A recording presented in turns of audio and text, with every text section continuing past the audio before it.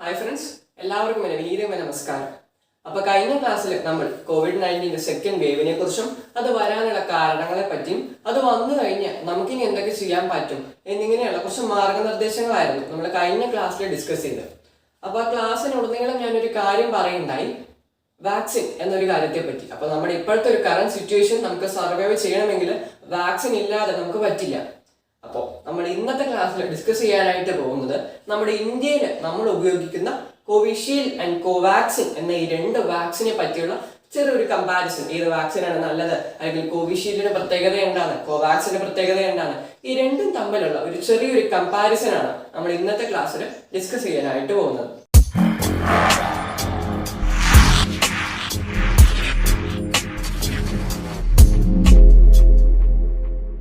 Covishield Covaxin എന്ന വാക്സിനെ പറ്റി discuss ചെയ്യുന്നതിന് മുമ്പ് നമ്മുടെ വേൾഡില് മറ്റുള്ള രാജ്യക്കാർ അല്ലെങ്കിൽ മറ്റുള്ള വേൾഡിലുള്ള രാജ്യക്കാരെ കണ്ടുപിടിച്ച കുറച്ച് വാക്സിൻ കൂടി ഉണ്ട്. അപ്പൊ ആ വാക്സിന്റെ കാര്യങ്ങളൊക്കെ നോക്കിയതിന് ശേഷം നമുക്ക് നമ്മുടെ ഇന്ത്യയിലോട്ട് വരാം.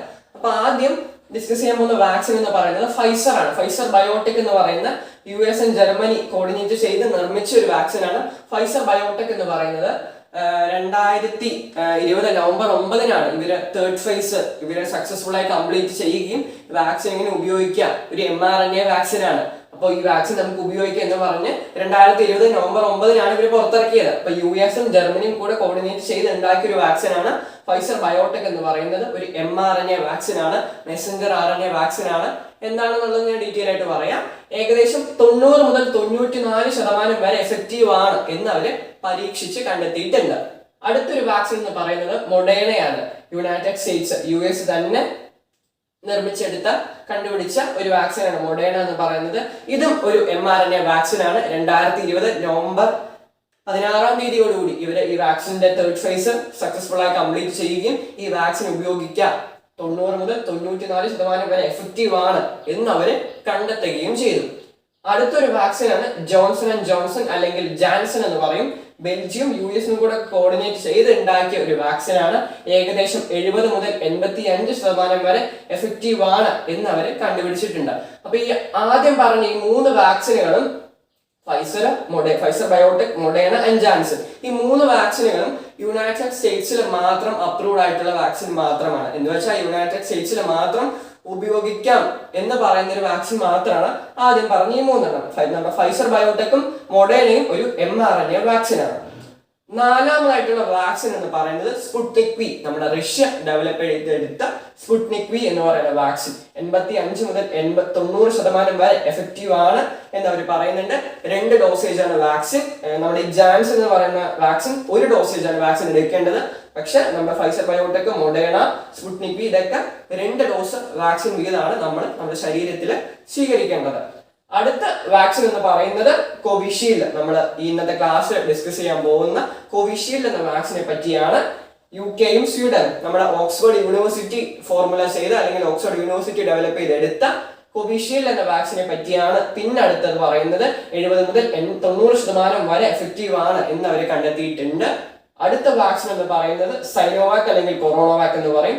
67 മുതൽ 75% വരെ എഫക്റ്റീവ് ആണ് എന്ന് കണ്ടെത്തിയിട്ടുള്ള ചൈനയുടെ ഒരു വാക്സിൻ ആണ് സൈനോവാക് അല്ലെങ്കിൽ കൊറോണോവാക് എന്ന് പറയുന്നത്. ഇതും 2 ഡോസേജ് വീതമാണ് വാക്സിൻ എടുക്കേണ്ടത്.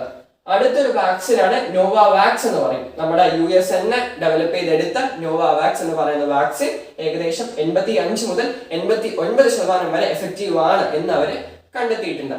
അടുത്തൊരു വാക്സിൻ എന്ന് പറയുന്നത് കംപ്ലീറ്റ്ലി നമ്മുടെ ഇന്ത്യക്കാർക്ക് അഭിമാനിക്കാവുന്ന കംപ്ലീറ്റ്ലി ഇന്ത്യൻ നിർമ്മിതമായ ഒരു വാക്സിൻ ആണ് കോവാക്സിൻ എന്ന് പറയുന്നത്. ഏകദേശം 70 മുതൽ 80% വരെ എഫക്റ്റീവ് ആണ് എന്ന് നമ്മൾ കണ്ടുപിടിച്ചിട്ടുണ്ട്. അപ്പൊ ഇത്രയും നമ്മൾ ഡീറ്റെയിൽ ആയിട്ട് ഏകദേശം 8 വാക്സിനുകൾ നമ്മൾ ഡിസ്കസ് ചെയ്തു. അപ്പൊ ഇതില് നമ്മുടെ രാജ്യം തെരഞ്ഞെടുത്ത വാക്സിൻ ആണ് കോവിഷീൽഡ് ആൻഡ് കോവാക്സിൻ എന്ന് പറയുന്നത്. കോവിഷീൽഡ് നമ്മുടെ ഓക്സ്ഫോർഡ് യൂണിവേഴ്സിറ്റി ഡെവലപ്പ് ചെയ്ത, കോവാക്സിൻ നമ്മൾ ഡെവലപ്പ് ചെയ്ത ഈ 2 വാക്സിനുകളാണ് നമ്മൾ ഇന്ത്യയിൽ മൊത്തത്തിൽ നമ്മൾ സ്വീകരിക്കുന്നത്. ഈ കോവിഷീൽഡ് എന്താണ് അല്ലെങ്കിൽ കോവാക്സിൻ എന്താണ്, അവയുടെ ആക്ഷൻ എന്താണ്, അത് എങ്ങനെ നമ്മുടെ ശരീരത്തിൽ പ്രവർത്തിപ്പിക്കുന്നു അല്ലെങ്കിൽ എങ്ങനെ പ്രവർത്തിക്കുന്നു എന്നിങ്ങനെയുള്ള കാര്യങ്ങൾ നമുക്ക് ഇനി ഡിസ്കസ് ചെയ്യാം. Covishield and Covaxin. കോവിഷീൽഡ് എന്ന് പറയുന്നത് നമ്മുടെ ഓക്സ്ഫോർഡ് യൂണിവേഴ്സിറ്റി ഡെവലപ്പ് ചെയ്ത ഒരു വാക്സിൻ ആണ്. ഓക്സ്ഫോർഡ് യൂണിവേഴ്സിറ്റി ഡെവലപ്പ് ചെയ്ത ആ വാക്സിന്റെ ഫോർമുല നമ്മുടെ ഇന്ത്യയിലോട്ട് കൈമാറി. അപ്പോൾ ഇപ്പോഴത്തെ നിലവിൽ നമ്മുടെ ഇന്ത്യയാണ് അത് ഉണ്ടാക്കിക്കൊണ്ടിരിക്കുന്നത്. അപ്പോൾ നമ്മുടെ വിദേശത്തുള്ള, നമ്മുടെ ഇന്ത്യയിലുള്ള സിറം ഇൻസ്റ്റിറ്റ്യൂട്ടും വിദേശത്തെ അസ്ട്രസെനിക്കും ചേർന്ന് പരീക്ഷണവും നിർമ്മാണവും നടത്തിയിട്ടുള്ള ഒരു വാക്സിനാണ് എന്ത്, നമ്മുടെ ഈ കോവിഷീൽഡ് എന്ന് പറയുന്ന ഈ വാക്സിൻ. അപ്പോൾ ഈ പരീക്ഷണവും നിർമ്മാണവും കണ്ടിട്ട് നമ്മുടെ ഡ്രഗ്സ് കൺട്രോൾ ഓഫ് ഇന്ത്യ ഈ വാക്സിൻ എടുക്കുക, ഈ വാക്സിന് ഒരു അനുമതിയും കൂടെ നൽകി. അങ്ങനെ അനുമതി നൽകിയപ്പോൾ ബ്രിട്ടനാണ് എപ്പോഴാണെന്നറിയോ, ഡിസംബർ 30 ബ്രിട്ടനാണ് ഈ വാക്സിന് ഒരു അംഗീകാരം കിട്ടി എന്ന് അംഗീകാരം കിട്ടിയതിന് ശേഷം ഡിസംബർ 30 ബ്രിട്ടനാണ് ആദ്യം ഈ കോവിഷീൽഡ് എന്ന വാക്സിൻ രാജ്യത്ത് മൊത്തം കൊടുക്കാനായിട്ട് തുടങ്ങിയത്. ബ്രിട്ടൻ എന്ന രാജ്യത്ത് മൊത്തം കൊടുക്കാനായിട്ട് ഈ വാക്സിൻ തുടങ്ങിയത്. നമ്മുടെ ഇന്ത്യ അതിൽ 4ാം സ്ഥാനക്കാരാണ്. നമ്മുടെ ഈ വാക്സിൻ അംഗീകാരം കിട്ടിയതിന് ശേഷം ഇന്ത്യയാണ് 4ാമതായിട്ട് ഈ വാക്സിൻ അപ്രൂവ്ഡ് ആക്കി നമ്മുടെ രാജ്യത്തൊക്കെ വിതരണം ചെയ്യാനായിട്ട് തുടങ്ങിയത്. ഏകദേശം 70 മുതൽ 90% വരെ എഫക്റ്റീവ് ആണ് എന്ന് അവര് കണ്ടെത്തിയിട്ടുണ്ട്. അപ്പൊ ഇതിന്റെ ആക്ഷൻ എങ്ങനെയാണെന്ന് വെച്ചാൽ ഇതൊരു വൈറൽ വെക്ടർ വാക്സിൻ ആണ്. കോവിഷീൽഡ് എന്ന് പറയുന്നത് ഇതൊരു വൈറൽ വെക്ടർ വാക്സിൻ ആണ്. അപ്പൊ ഞാൻ നേരത്തെ പറഞ്ഞു ഫൈസർ മൊഡേണയും, നമ്മുടെ ആദ്യം നമ്മൾ വാക്സിനെ പറ്റി ഡിസ്കസ് ചെയ്തപ്പോൾ ഫൈസർ മൊഡേണ അങ്ങനെ 2 വാക്സിനെ പറ്റി പറഞ്ഞു. ആ ഫൈസർ മൊഡേണ എന്ന് പറയുന്നത് ഒരു mRNA വാക്സിൻ ആണ്. അപ്പൊ എന്താണ് ഈ mRNA വാക്സിൻ എന്ന് പറഞ്ഞാൽ മെസഞ്ചർ RNA വാക്സിൻ എന്ന് പറയും. അതിനകത്തുള്ള ആക്ഷൻ എന്താണെന്ന് വെച്ചാൽ നമ്മുടെ കൊറോണ വൈറസിന് പുറമേ ഉള്ള സ്പൈക്ക് പ്രോട്ടീന്റെ RNA നമ്മൾ ആർട്ടിഫിഷ്യലി പ്രിപ്പയർഡ് ചെയ്യും.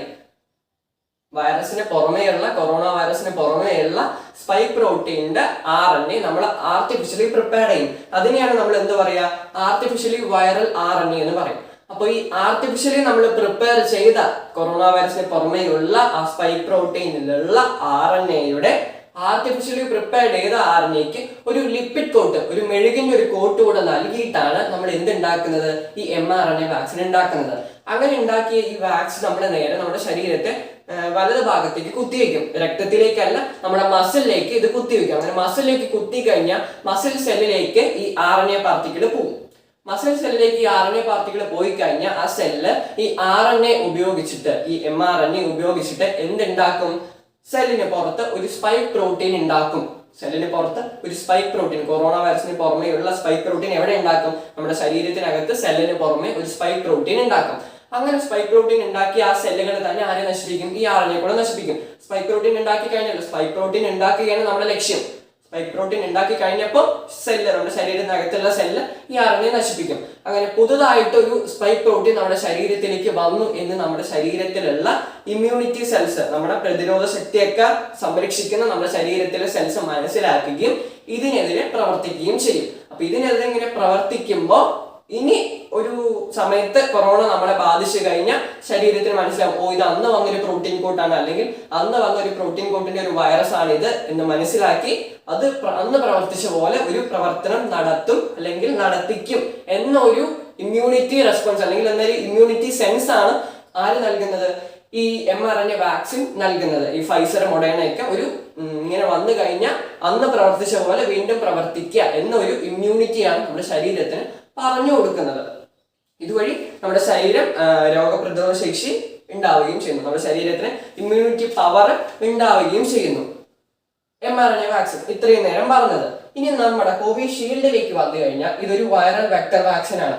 വൈറൽ വെക്ടർ വാക്സിൻ എന്ന് വെച്ചാൽ നമ്മുടെ ചിമ്പാൻസിയിൽ ജലദോഷം ഉണ്ടാക്കുന്ന വൈറസിനെ നമ്മൾ മാക്സിമം ചെറുതാക്കി അതിന്റെ റെപ്ലിക്കേഷൻ ഒക്കെ ഇല്ലാതാക്കി അതിന് മറ്റൊരു ജനറേഷനെ ക്രിയേറ്റ് ചെയ്യാൻ പറ്റാത്ത രീതിയിൽ നമ്മൾ അതിനെ മാക്സിമം ചെറുതാക്കി, ചിമ്പാൻസിയിൽ ജലദോഷം ഉണ്ടാക്കുന്ന വൈറസിനെ നമ്മൾ മാക്സിമം ചെറുതാക്കി അതിലേക്ക് നമ്മൾ കൊറോണ വൈറസിന് പുറമേ ഉള്ള സ്പൈക്ക് പ്രോട്ടീന്റെ ചെറിയൊരു ഭാഗം, അല്ലെങ്കിൽ കൊറോണ വൈറസിന് പുറമേ ഉള്ള ചെറിയൊരു ഭാഗം സ്പൈക്ക് പ്രോട്ടീന് നമ്മൾ ഏതുമായിട്ട് ആഡ് ചെയ്യും, ഈ ചിമ്പാൻസിയിൽ ജലദോഷം ഉണ്ടാക്കുന്ന വൈറസുമായിട്ട് ആഡ് ചെയ്ത് ആ ഒരു മിക്സ്ചർ ആണ്, അല്ലെങ്കിൽ ആ ഒരു കാര്യമാണ്, അല്ലെങ്കിൽ ആ ഒരു സംഭവമാണ് എവിടെ കുത്തിക്കയറ്റുന്നത്, എവിടെ നമ്മുടെ ശരീരത്തിലേക്ക് ചെയ്യുന്നത്, ഈ കോവിഷീൽഡ് എന്ന വാക്സിൻ ചെയ്യുന്നത്. അങ്ങനെ ഈ വാക്സിൻ നമ്മുടെ ശരീരത്തിലെ വലതേ ഭാഗത്ത് ചെയ്യും, കുത്തിക്കയറ്റും. അതിനുശേഷം ഈ വാക്സിൻ അല്ലെങ്കിൽ നമ്മൾ ഇൻജെക്ട് ചെയ്ത ഈ ഒരു വാക്സിൻ എവിടേക്ക് പോകും, അത് നമ്മുടെ മസിൽ ഫൈബേഴ്സിനകത്തേക്ക് പോയി, നേരത്തെ പറഞ്ഞ പോലെ തന്നെ മസിൽ ഫൈബറിനകത്തേക്ക് പോകും. അവിടെയുള്ള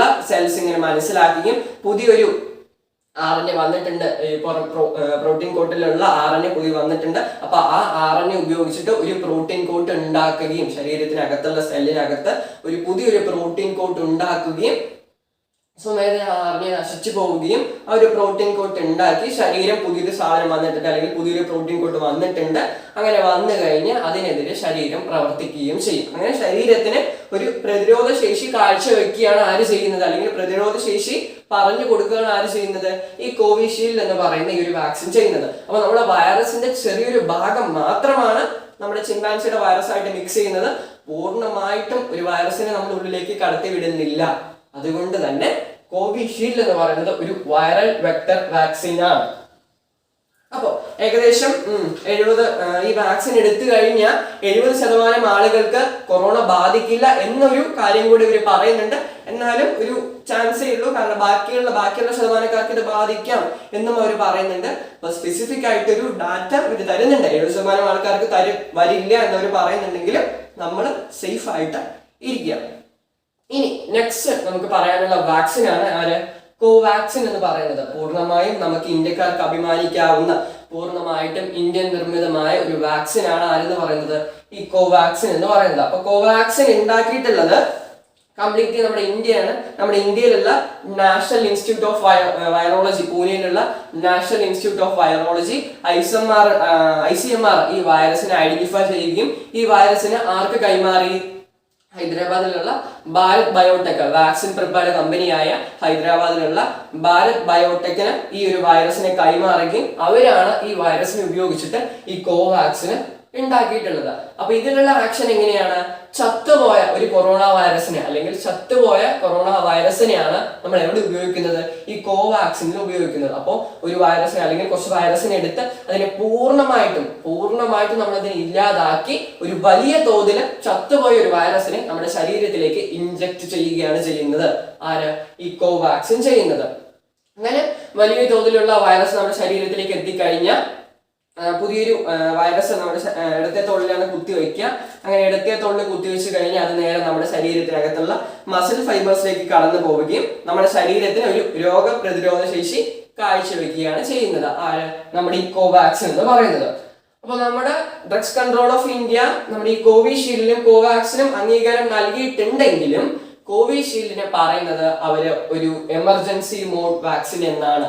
എന്താണ് എമർജൻസി മോഡ്, ആവശ്യഘട്ടങ്ങളിൽ നിങ്ങൾക്ക് എടുക്കാം, എമർജൻസി ആയിട്ടുള്ള ഏത് സിറ്റുവേഷനിലും നിങ്ങൾക്ക് ഈ വാക്സിൻ എടുക്കാം. കാരണം കംപ്ലീറ്റ്ലി ഇതിലുള്ള ഡീമെറിറ്റ്സും കാര്യങ്ങളൊന്നും നമ്മൾ മനസ്സിലാക്കിയിട്ടില്ല. അപ്പൊ ഇത് എടുത്തു കഴിഞ്ഞാൽ എന്തൊക്കെ നമുക്ക് പ്രശ്നങ്ങൾ വരും എന്ന് നമ്മൾ ഡീറ്റെയിൽ ആയിട്ട് പഠിച്ചിട്ടില്ലെങ്കിലും ഒരു എമർജൻസി മോഡായിട്ട് നിങ്ങൾക്ക് ഈ വാക്സിൻ ഉപയോഗിക്കാം എന്നാണ് അവർ പറയുന്നത്. പക്ഷെ നേരെ മറിച്ച് Covaxin drugs control of India പറയുന്നത് ഒരു ട്രയൽ മോഡ് വാക്സിൻ ആണ്. ട്രയൽ മോഡ് വാക്സിൻ എന്ന് വെച്ചാൽ ഒരു പരീക്ഷണാടിസ്ഥാനത്തിൽ നിങ്ങൾക്ക് ഈ വാക്സിൻ ഉപയോഗിക്കാം. എന്ന് വെച്ചാൽ നമ്മളൊക്കെ പരീക്ഷണ ജീവികളാണോ എന്ന് തെറ്റിദ്ധരിക്കരുത്. ഒരു പരീക്ഷണാടിസ്ഥാനത്തിൽ നമുക്ക് ഈ വാക്സിൻ ഉപയോഗിക്കാം എന്നാണ് ഡ്രഗ്സ് കൺട്രോൾ ഓഫ് ഇന്ത്യ പറയുന്നത്. പിന്നെ കുറച്ച് ആളുകൾ നമ്മുടെ ഈ കോവാക്സിൻ കംപ്ലീറ്റ്ലി ഡിസ്കവേർഡ് ആയിട്ടുള്ള ഒരു വാക്സിൻ അല്ല, എന്ന് വെച്ച് പൂർണ്ണമായും പരീക്ഷണം തീർന്ന ഒരു വാക്സിൻ അല്ല, കാരണം കംപ്ലീറ്റ്ലി ഡിസ്കവേർഡ് ആയിട്ടില്ല, ഇങ്ങനെ ഉപയോഗിക്കാം എന്നവർ പറഞ്ഞിട്ടൊരു ട്രയൽ മോഡൽ എല്ലാവർക്കും നൽകുന്നുണ്ടെങ്കിലും കംപ്ലീറ്റ്ലി പൂർണ്ണമായും പരീക്ഷിച്ച് ഫലം കണ്ടെത്താത്ത ഒരു വാക്സിൻ എല്ലാവർക്കും ഒരു രാജ്യം ഒട്ടാകെ ഇങ്ങനെ കൊടുക്കാവോ എന്നിങ്ങനെയുള്ള കുറെ ആർഗ്യുമെന്റ്സ് ഒക്കെ ഉണ്ടായിട്ടുണ്ടെങ്കിലും നമുക്ക് ഒരു പേടിയില്ലാതെ നമുക്ക് സ്വീകരിക്കാം. ഇപ്പോഴത്തെ ഒരു നിലവിൽ വെച്ചിട്ട് കുറെ റിസൾട്ട്സ് ഒക്കെ വരാൻ കിടക്കുന്നേ ഉള്ളൂ, ഇനിയും അതിന്റെ പരീക്ഷണ ഫലങ്ങളൊക്കെ വരാൻ കിടക്കുന്നേ ഉള്ളൂ. അപ്പോൾ ഇപ്പോഴത്തെ ഒരു നിലവിലുള്ള സാഹചര്യം വെച്ചിട്ട് നമുക്ക് ഈ വാക്സിൻ ഒരു പേടിയില്ലാതെ നമ്മുടെ ശരീരത്തിന് അധികം സൈഡ് എഫക്റ്റ് ഒന്നും ഇല്ലാതെ നമുക്ക് സൂക്ഷിക്കാം എന്ന് പറയുന്നുണ്ട്. അപ്പൊ പിന്നെ ചോദിക്കുന്നത്, ഞാനിപ്പോ പറഞ്ഞ വാക്സിൻ എടുത്തു കഴിഞ്ഞാൽ സൈഡ് എഫക്റ്റ് ഒക്കെ വരും എന്നുള്ള ചില ആൾക്കാരൊക്കെ ചോദിക്കുന്നുണ്ട്. അപ്പൊ ഏതൊരു വാക്സിൻ എടുത്തു കഴിഞ്ഞാലും ശരീരം അതിനെതിരെ പ്രതിരോധിക്കും, കാരണം പുതിയൊരു സാധനം നമ്മുടെ ശരീരത്തിനകത്തേക്ക് വരികയാണ്. ഇപ്പോൾ നമ്മളൊരു കിഡ്നി ട്രാൻസ്പ്ലാന്റേഷൻ ഒക്കെ നടത്തി കഴിഞ്ഞാൽ അല്ലെങ്കിൽ ലിവർ ട്രാൻസ്പ്ലാന്റേഷൻ ഒക്കെ നടത്തി കഴിഞ്ഞാൽ നമ്മുടെ ശരീരത്തിലേക്ക് പുതിയൊരു സംഭവം വരികയാണ്, പുതിയൊരു ഓർഗൻ വരികയാണ്. പുതിയൊരു ഓർഗൻ നേരത്തെ ഉള്ളൊരു ഓർഗനാണ്, പക്ഷെ അത് വീക്കായിട്ട് അത് മാറ്റിക്കളഞ്ഞ് പുതിയൊരു ഓർഗൻ നമ്മൾ വെക്കുകയാണ്. അതിനെ വെച്ച് കഴിഞ്ഞാലും നമ്മുടെ ശരീരം അതിനെതിരെ ജസ്റ്റ് ഒന്ന് അറ്റാച്ച്മെന്റ് ആയി വരാൻ കുറച്ച് സമയമൊക്കെ എടുക്കും, കാരണം പുതിയൊരാൾ വരികയാണ്. അപ്പൊ അതിനെതിരെ എന്തായാലും നമ്മുടെ ശരീരം പ്രവർത്തിക്കും. അതുപോലെ തന്നെയാണ് നമ്മുടെ ഈ വാക്സിന്റെ കേസും എന്ന് പറയുന്നത്. അപ്പൊ ഏതൊരു വാക്സിൻ എടുത്താലും ചെറിയ തോതിൽ സൈഡ് എഫക്റ്റ് ഒക്കെ ഉണ്ടാവും. അത്രയും മോശമായാലേ നമുക്ക് ചില ഹോസ്പിറ്റലൈസ് ആയിട്ടുള്ള കേസസ് ഒക്കെ വരുള്ളൂ. വാക്സിൻ എടുത്തു കഴിഞ്ഞ് ഹോസ്പിറ്റലിലേക്ക് പോയി അല്ലെങ്കിൽ ഹോസ്പിറ്റലിൽ അഡ്മിറ്റ് ആവണം എന്നുള്ള കേസൊക്കെ ഭയങ്കര റെയർ ആണ്. എങ്കിലും പേടിക്കാതെ നമുക്ക് ഈ 2 വാക്സിനുകൾ നമുക്ക് സ്വീകരിക്കാമെന്ന് പറയുന്നുണ്ട്. അഡ്വാൻസ്ഡ് ആയിട്ടുള്ള ടെക്നോളജീസ് ഒന്നും ഉപയോഗിച്ചിട്ടില്ലെങ്കിൽ നമ്മുടെ ഒരു സേഫ്റ്റി അനുസരിച്ചിട്ട് നമുക്ക് കോവാക്സിനൊക്കെ ഉപയോഗിക്കാം എന്നാണ് അവർ പറയുന്നത്. അപ്പോൾ നമ്മൾ ഇത്രയും നേരം ഡീറ്റെയിൽ ആയിട്ട് കോവിഷീൽഡിനെ പറ്റിയും കോവാക്സിനെ പറ്റിയൊക്കെ നമ്മൾ ഡീറ്റെയിൽ ആയിട്ട് ഡിസ്കസ് ചെയ്തു. അപ്പോൾ നമ്മുടെ ഇപ്പോഴത്തെ ഒരു സിറ്റുവേഷൻ വെച്ച് നോക്കിക്കഴിഞ്ഞാൽ ഒരു പെർമനന്റ് ആയിട്ടുള്ള ഒരു മെഡിസിൻ കണ്ടെത്തുന്നത് വരെയും നമ്മുടെ ഒരു സേഫ്റ്റി എന്ന് പറയുന്നത് ഈ 2 വാക്സിൻ മാത്രമാണ്. അപ്പൊ ആരും മടി കാണിച്ച് വാക്സിൻ എടുക്കാതിരിക്കേണ്ട, എല്ലാവരും വാക്സിൻ എടുക്കാനായിട്ട് ശ്രമിക്കുക. ഇപ്പോ ഒരു 3rd വേവ് വരുന്നുണ്ട് എന്നുള്ള കാര്യമൊക്കെ പറയുന്നുണ്ട്. നമ്മുടെ WHO 3rd വേവ് വരുന്നുണ്ട്. അത് കുട്ടികളെയാണ്, 18 വയസ്സിന് താഴെയുള്ള കുട്ടികളെയാണ് കൂടുതലായിട്ടും ബാധിക്കുന്നത്. അപ്പോൾ അതനുസരിച്ച് 3rd വേവിന് അനുസരിച്ച് പുതിയൊരു വാക്സിൻ കണ്ടെത്തണം എന്നിങ്ങനെയുള്ള കാര്യങ്ങളൊക്കെ പറയുന്നുണ്ട്. അതിനൊക്കെ ഒട്ടേറെ സമയം വരും.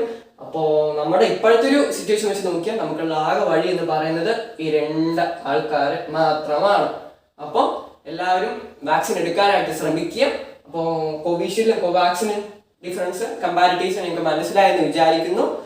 അപ്പോൾ നമ്മുടെ ഇപ്പോഴത്തെ സിറ്റുവേഷൻ നമുക്ക് അതിജീവിക്കാൻ പറ്റട്ടെ. ഇത് കേരളമാണ്, നമ്മൾ അതിജീവിക്കുക തന്നെ ചെയ്യും എന്നൊരു കാര്യം മാത്രം പറയുന്നു.